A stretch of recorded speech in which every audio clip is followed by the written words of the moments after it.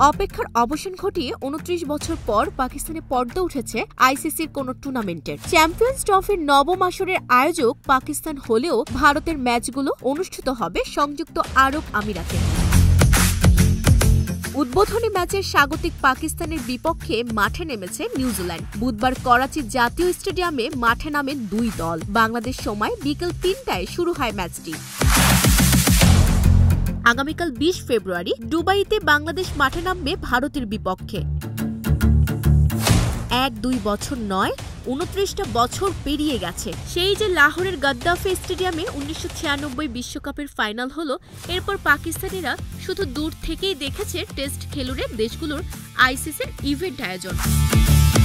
প্রায় ৩ দশক পর পাকিস্তানে ফিরতে যাচ্ছে ক্রিকেটের কোনো বৈশ্বিক আসর। পাকিস্তানিদের কাছে ২০২৫ চ্যাম্পিয়ন্স ট্রফি শুধু তো একটা টুর্নামেন্ট নয়, যেন ক্রিকেটের বড় উৎসব আয়োজনের অধিকার ফিরে পাওয়া।